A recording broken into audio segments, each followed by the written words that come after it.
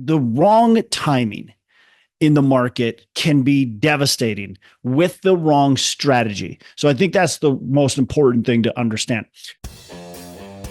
Hello and welcome to Pillars of Wealth Creation, where we talk about creating financial success with a special focus on business and real estate. I'm your host, Todd Dexheimer. Now, let's get to it. Hey, welcome back to the show. I'm your host, Todd Dexheimer, and I hope you're doing well. So I want to talk about time in the market and timing the market. Now, there's a lot of people that'll tell you, oh, don't worry about timing the market. You got to have time in the market. That's the most important thing. While I will agree with that to an extent, I think it's really important to understand timing the market too, and what that means, what that looks like versus time in the market. So here's the deal. Let's look at a lot of what has happened over the last a couple of years. Plus, we can look at back in history and, 2008, 9, 10, 11. We can look back even farther into the 90s, even farther into the 80s, 70s, and so on. Okay. And we can see that timing the market is extremely important, in fact. And the wrong timing in the market can be devastating with the wrong strategy. So I think that's the most important thing to understand. So timing the market and time in the market are two totally different things. So if we're talking about what's the best overall strategy, it is time in the market. It is, we want to buy an investment, whether it's real estate, whether it's stocks, whether it's gold, it doesn't matter what it is. We want to get into an investment and we want to hold that for a long period of time. Now, when we buy at the peak, though, that can be devastating. And that's the challenge. That's where the really big challenge is are we buying at the peak and going to be in a devastation type time frame, or are we buying at a good time where time in the market makes a lot of sense? Now, what I will say, let's look at real estate, because that's obviously what I focus on. And so when I look at real estate and I look at today, in today's market and what's happening today, I don't know exactly where the market's going to be in the next 12 months, 24 months. But what I do know is that we've seen prices depress pretty considerably, 25%. What I do know is now you're starting to see deals that cash flow and make a lot of sense, and we can buy. So what my thought is today, it's all about time in the market. You should go out, find deals that make sense and buy them. Now, we have to find deals that make sense, right? We can't just go out and buy a bunch of deals that don't make sense just because we want time in the market. Somebody said that, and I got to get time in the market. So in order for me to get time in the market, I just got to buy deals right now. That doesn't make any sense. You have to be able to hit the fundamentals, right? You have to be able to cash flow today. You have to have good long-term fixed rate financing. You have to have a vision for the future. You can't just get in just because somebody said time in the market. What I think a lot of people end up doing is they hear that, a time in the market, and they're going to go and they buy a single family house or a duplex or whatever it might be, or even an apartment building. They don't care about the cash flow because somebody told them time in the market is so valuable. And again, agree, but disagree. So when I look at today's market, I go, yeah, time in the market makes a lot of sense. Again, it's got to hit the right fundamentals. You've got to have cash flow. You've got to have long-term time. Look, I think you're still making a big decision, a big error in your decision-making if you're buying today with floating rate debt. I just do. I think it's a terrible decision. I think those who are buying today with floating rate debt are going to find out that the future is not what they think it's going to be. And there's going to be a lot of pain happening for those groups, even though they got it for quote unquote a great price. Look, what happens tomorrow, we don't know. If I've got a crystal ball and it's correct, my crystal ball today is going to say the market is not going to skyrocket over the next 5 years like some people think it will be. I think interest rates will stay elevated. Maybe they go down a little bit, but I think they're going to go back up because I think that inflation will spike back up, which means interest rates will likely go back up. So I think that interest rates, if you can lock in today for 5.75 to 6%, I think that's a good deal. I personally feel like interest rates 3 years from now are going to be over 5.75 or above. So I think locking in is a great proposition. I don't see values going up really quickly. Uh, you know, who knows? Maybe I'm wrong. And I hope I am wrong. I hope the market is great. And everybody does really well that's getting these floating rate debt loans. I just don't believe in that. And I think you've got to think about that. And so again, it's if you're a time in the market guy or gal, that is so important. Not just willy-nilly thinking about, oh, I just got to buy a deal. You don't care about the financing, you don't care about the location, you don't care about the cash flow. Like that, those two don't go together, not time in the market. Then you're timing the market. You're literally timing the market. If you're going with short-term debt, you are timing the market. You're assuming that the day you're buying, you're assuming that the value is going to go up, that interest rates are going to go down, that all these things are going to go in your favor, and you're going to do well. And you might be right. You might be right. Eventually, you're just going to be wrong. Okay. And that's what we see when people buy into 2021, 2022, 2020, 2021, 2022. We saw that in 2004, 5, 6, right? We saw that in 1990. I'll probably get their dates wrong, but 1990, 1991, 1992, right? So what we saw is people buying at the peak of the market, and they're buying with bad financing, right? They're buying with bad assumptions, they're buying in bad neighborhoods, those types of things. And then what happens? The market shifts, and they thought, oh, timing the market is great, but that's not it. Timing the market is important, especially when you have a strategy that counts on the market doing well, right? If you have a strategy where you don't count on the market doing well, you don't care, you've got a 30-year plan, you've got great debt, you've got good cash flow, all those things, you'll probably do fine no matter what. But at the same token, you would be better off maybe not buying or being really careful when you're buying. So let's talk again, market timing.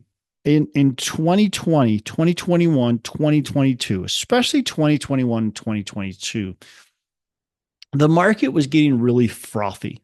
And it's easy in hindsight. I can talk about this in hindsight. Now, I am guilty of buying assets in 2021 and 2022. Quite frankly, we have a couple assets we bought in 2021 and 2022 that are doing extremely well. We have a retail property that is just absolutely crushing it. We've got an industrial building that's absolutely crushing it. We got a couple multifamilies that are doing really, really well. So I don't want to sit here and say don't buy during those times, but you've got to be really careful what you buy and how you buy those properties. And you have to understand. Now, here's the deal.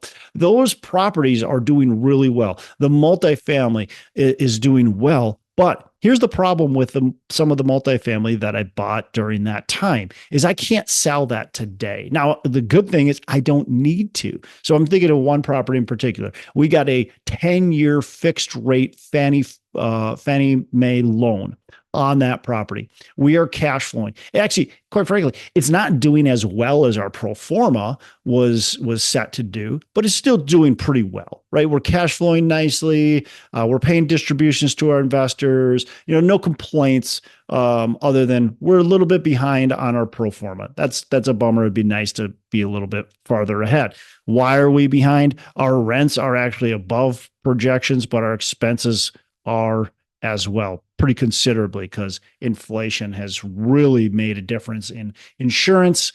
Property taxes have gone up drastically, and payroll has gone up pretty drastically. So those three things have put a lot of pressure on our NOI, and we're not able to hit pro forma. But again, 10-year, we bought it in 2022. And so our mortgage doesn't need to reset until 2032.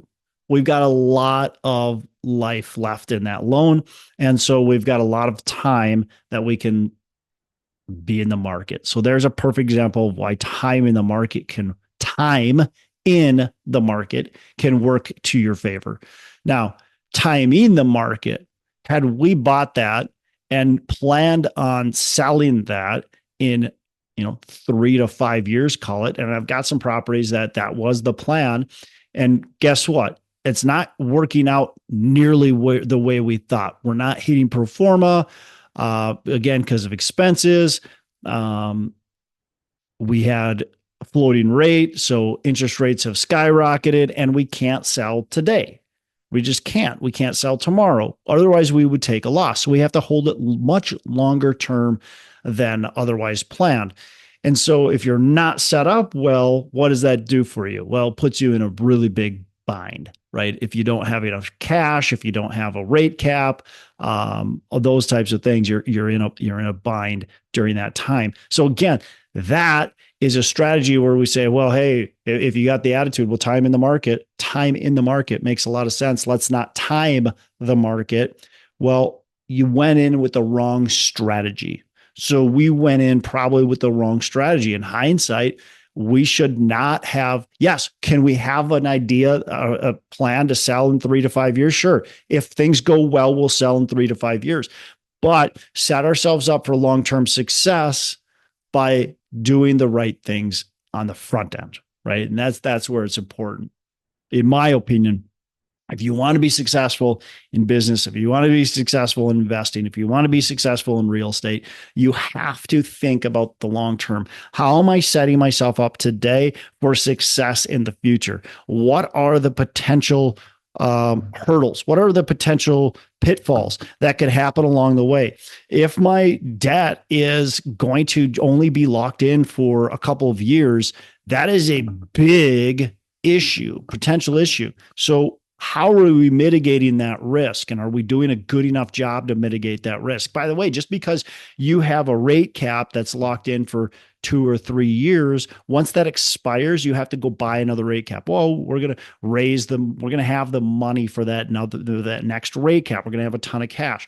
Great. Now, what happens if the lender says no, because maybe you're not hitting your DSCR requirements, maybe you're not hitting some of the loan covenants, or maybe they're just not in the lending business at that point in time. They just don't want to extend your loan. You're done, right? You have to figure out how to get another loan. So that's a real, by the way, that's a real issue that can happen and does happen. Well, we have a good history with this lender. I don't care. It still doesn't matter. So all these things you have to think about as you're playing this out and playing these scenarios out for yourself. So if you're thinking long-term, you can get in at any time.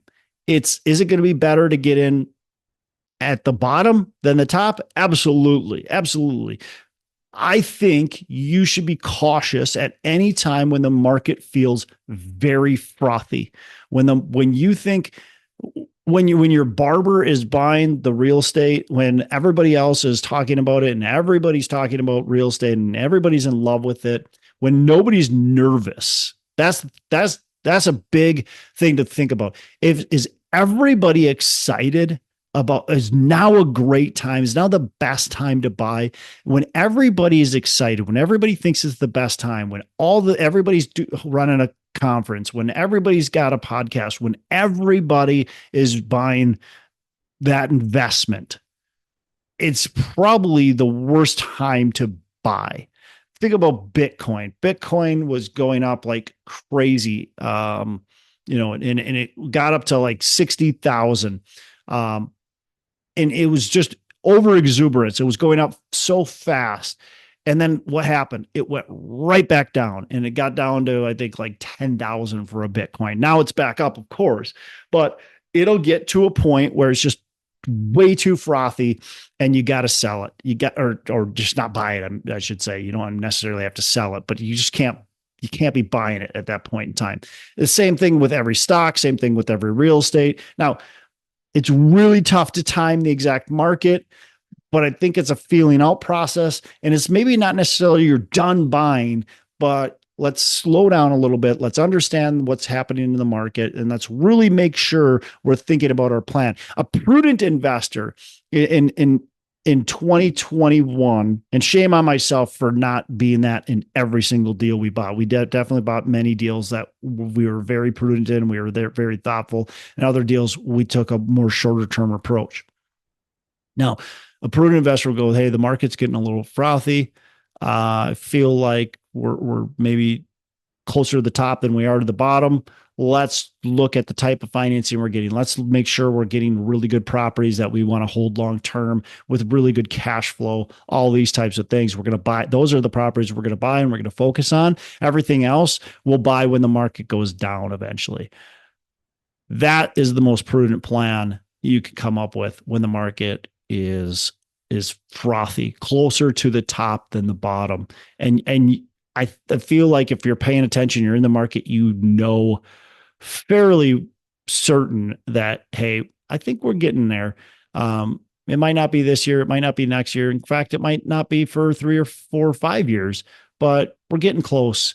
And it's time for me to be really protective of the type of investments I'm buying. So time in the market and timing the market, I think both are important. I think you've got to think about both of them as you're looking at your investment approach. I don't think one is more important than the other. I think they're both very important to both time the market and have a lot of time in the market. Now, quite frankly, if you always have time in the market strategy, you'll always do okay. As long as you're conservative enough, you're always going to do at least okay. All right. That's all I got for today. You have a fantastic rest of the day. Make every day Saturday. Hey, thanks so much for listening. I appreciate you being a loyal listener. I would love to have you go on to our Facebook page and subscribe, give us a thumbs up, go on to iTunes or wherever you listen and give us a rating and review. Don't forget to subscribe. Your rating and review just helps us push this out to more and more people and continue to grow our audience and hopefully positively affect a ton of people out there that really need this and want this. So the other thing I've got for you is a free ebook on my website. So go on to venturedproperties.com, and download our free ebook on real estate and on syndication. And I've got some data points in there, some really good stuff for you. So I'd love to have you take a look at that. It's free. I'm not expecting anything from it.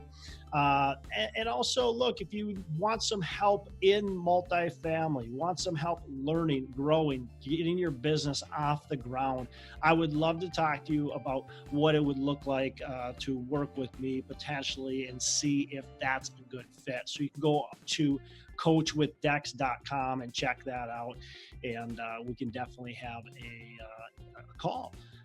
Thanks a lot for listening. You make it a fantastic rest of the day. I'll catch you on the next episode.